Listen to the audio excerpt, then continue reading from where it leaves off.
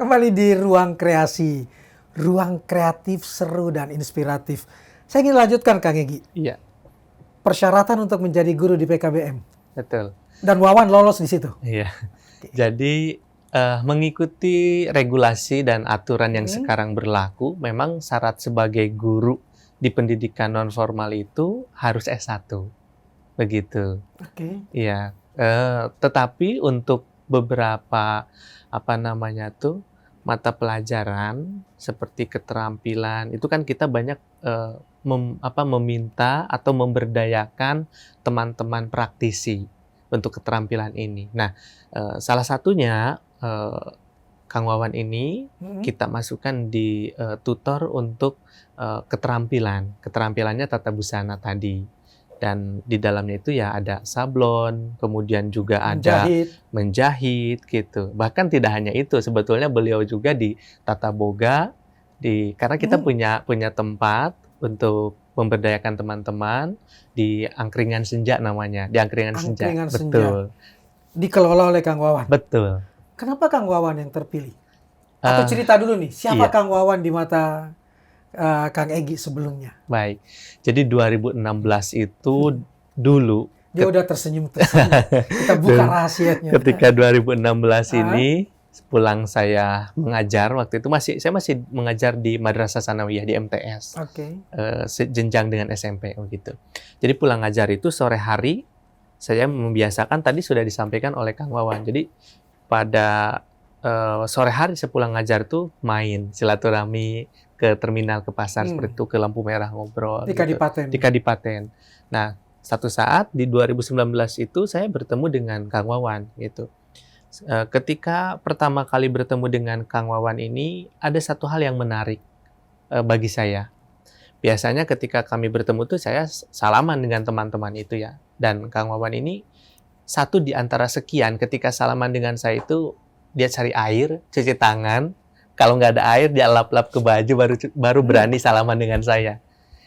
Dari sana saya melihat bahwa ini agak lain gitu dengan teman-temannya yang lain itu gitu. Jadi melihat etikanya yang ini terbangun, sudah terbangun gitu etikanya gitu. Hanya mungkin kesempatan yang belum dia dapatkan. Nah, akhirnya ya seiring berjalannya waktu, saya lihat potensi beliau juga memang di dunia seni mumpuni begitu gitu. Jadi kalau menggambar, melukis itu punya keterampilan di sana. Akhirnya saya coba rekrut beliau menjadi peserta didik. Setelah selesai menjadi peserta didik, saya rekrut juga menjadi guru. Namun sebelum menjadi guru ini, ternyata diam-diam itu ketika Kang Wawan ini belajar dengan kami, di rumah itu Kang Wawan ini buka semacam les privat gratis untuk anak-anak yang tidak melanjutkan itu. Sambil dia belajar juga. Jadi sorenya belajar di kami atau siangnya belajar di kami, pulang ke rumah itu ngajarin anak-anak untuk calistung, membaca, menulis, menghitung itu. Anak SD yang membacanya betul atau putus sekolah atau mungkin ada keterlambatan dalam belajar itu, beliau ajari itu. Gitu. Sambil beliau juga belajar. Betul. Saya ingin nanya nih ke Kang Wawan. 2 pertanyaan. Kenapa harus cuci tangan bersalaman dengan orang? Ya, tadinya berpikirnya kalau saya kan kotor di jalan gitu. Merasa kotor sebagai anak jalanan? Iya, tadinya. Jadi, dengan siapapun berusaha untuk tangannya dibersihkan dulu? Dibersihkan dulu. Ya, sebagai tanda sopan dan hormat saja. Oke. Yang kedua, sambil belajar, kemudian diam-diam di rumah juga buka pelatihan belajar untuk calistung buat anak-anak. Seperti yang dilakukan di taman bacaan masyarakat yang lain. Kenapa? Ya, satu, sambil mengajari saya ataupun mengajari anak saya juga gitu kan. Sekalian di lingkungan memang banyak itu yang profesinya guru ataupun profesinya memang dari dinas tertentu. Seperti yang ya tugasnya untuk mengajari, memberikan ilmu pelajaran kepada mereka. Namun ketika melihat anak-anak yang putus sekolah ataupun memang karena keadaan ekonomi ataupun keluarga sampai putus sekolah, ya seolah-olah acuh gitu ya. Di situ ketarik kepeduliannya Kang Wawan untuk saya deh yang turun tangan. Ya kalau nggak kita siapa gitu ya. Dipercaya sama orang tuanya anak-anak itu? Ya pertamanya ngapain ya, kata tetangga ngapain. Anak jalanan, tukang ngamen, ngajar anak saya untuk baca tulis. Udah pulang dari jalan ngamen capek, mending istirahat. Banyak yang ngomong kayak gitu. Tapi kenapa tetap melakukannya? Senang hati sih, senang. Kayak ada kepuasan tersendiri tuh. Dapat bahan-bahannya dari minta ke Kang Egy. Betul. Iya. PKBM ke kami. Akhirnya ketahuan bahwa Iya. dia ternyata mengajar juga di Betul. tempat tinggalnya. Betul. Jadi satu hari itu Kang Wawan ini datang ke saya, Pak, ada pensil bekas enggak? Ada buku bekas enggak? Itu kalau kegiatan saya diundang oleh Kemendikbud, itu kan kegiatan di hotel gitu kan, Iya. banyak seperti Pensil pensil, dan betul, pulpen. betul. Sampai minta apa waktu itu Pak?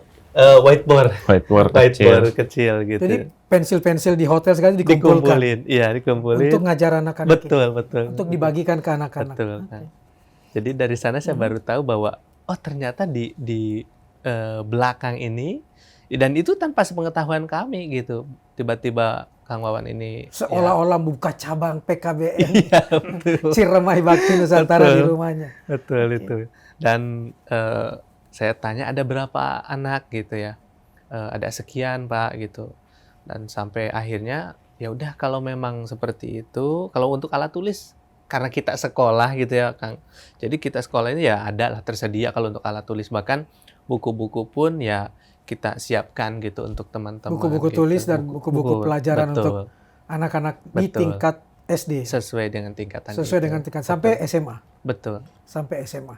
Nah, sekali lagi ada berapa guru yang mengajar di PKBM Ciremai selain Kang Wawan juga totalnya? Totalnya kami punya 17 guru. Rata-rata S1 Rata-rata S1, iya. yang hanya lulusan, bukan hanya nih, lulusan paket C Kang Wawan. Ada 2 beberapa orang lagi. yang lulusan paket C itu. Dan khusus ngajar keterampilan. Yang satu mengajar mata pelajaran PAI, Pendidikan agama pendidikan Islam. agama Islam, sekarang melanjutkan kuliah gitu. Sambil kuliah. Sambil kuliah. Kalau Kang Wawan ini yang di keterampilan hanya Kang Wawan. Keterampilan. Betul. Dan justru keterampilan itu yang kemudian bisa dalam upaya pemberdayaan sosial dan ekonomi ya. Sangat betul sekali Kang. Apa yang kemudian diproduksi dan dihasilkan dan kemudian bisa dijadikan penghasilan tambahan buat PKBM dan buat anak-anak pembelajar di sana, siswa kita. Kami di PKBM Ciremai Bakti Nusantara ini ada 4 keterampilan sebetulnya. Ya. Yang pertama itu pertanian terpadu.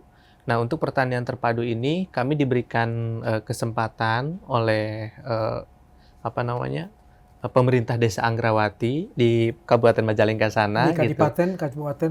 Itu kecamatannya Kecamatan Maja, bukan di Kecamatan Kadipaten. Maja, Betul. oke. Jadi di sana diberikan kepercayaan untuk mengelola tanah desa seluas 1,5 hektar. Itu ditanami jagung, kemudian ada peternakan juga di sana, dan Nah, jadi siklusnya itu dari jagung itu, jagungnya dijadikan pakan, pakannya kemudian dikasih makan ke ayam dan burung puyuh, kemudian kan kalau ayam potong itu di bawahnya itu nanti jadi pupuk kandang. Pupuk kandangnya kembali lagi ke sana. Itu untuk yang pertanian terpadu gitu.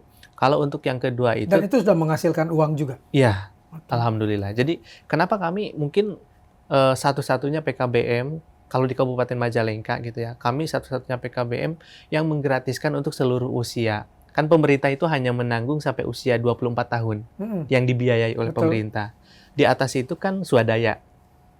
Lembaga kami, ya alhamdulillah sampai hari ini kita mencoba untuk konsisten, kita memfasilitasi masyarakat. Semuanya gratis. Semuanya gratis. Termasuk orang yang seusia dengan Kang Wawan. Betul, sangat. Bahkan lu udah lebih dari 24 kan? Betul. Harusnya swadaya, tapi Iya. ini dilakukan oleh PKBM. Betul. Karena ada penghasilan Iya. itu.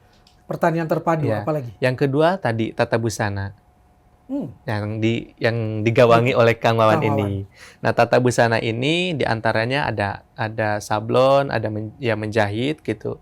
Kemudian juga kita di tata busana punya namanya itu kerudung ekoprint. Nah, di kami itu melimpah. Ada keterampilan ekoprint juga diajarkan di situ. Betul, karena memang sangat melimpah tanaman pohon jati itu. Dan jenis daun kita kan Iya, banyak ya untuk betul. ekoprint ya. Bisa Betul. ditempel kan. Nah, itu dari Terbanyak sana. di dunia lah itu. Betul. Aneka ekoprint kita akan Betul. luar biasa. Makanya itu yang kita kedua ya. memanfaatkan itu. Sudah bisa dijual juga. Alhamdulillah. Bahkan orang direktorat terakhir gitu kegiatan banyak yang pesan ke kami itu. Direktorat PMPK, Direktorat PMPK. Kemendikbudristek Ya di betul, Jakarta. betul. Nah, kemudian yang ketiga ini tata boga. Untuk tata boga ini kami itu sudah ada tempatnya juga. Yang angkringan itu Angkringan senja ya. Jual tadi. apa aja? Menu angkringan, kemudian ada roti bakar gitu, Teh, pisang kopi, keju. dan Iya, lain-lain. betul, es dan lain sebagainya juga seperti itu. Dan Kang Wawan di situ. Iya, ada 6 orang yang terlibat di 6 sana. orang yang terlibat. Iya. betul. Manajernya Kang Wawan. Dan yang Tiga. keempat, yang keempat itu tadi apa namanya tuh, untuk keterampilan keempat itu kerajinan tangan, gitu. Jadi di kami itu memang sumber daya alamnya sangat melimpah, terutama bambu. Jadi Di kami, sekitar iya, PKBM. betul. Di sekitar Di Kadipaten itu. Kecamatan Maja. Di Kecamatan Maja. Betul, di Kecamatan Maja itu. Jadi kalau lembaga kami itu kan tempatnya memang di Kecamatan Maja. Ya. Kalau kegiatan anak-anak sekolah jalanan itu adanya di Kadipaten. Dan anak-anak sekolah jalanan ini juga dikelola oleh TBM Debu Jalanannya. Iya, betul. Kang Egy kan? Betul, ada TBM-nya TBM juga di Debu sana. Jalanan menempel di PKBM Betul Ciremai sekali. Bakti Nusantara. Betul. Ini berjalan bersamaan terus. Iya, betul.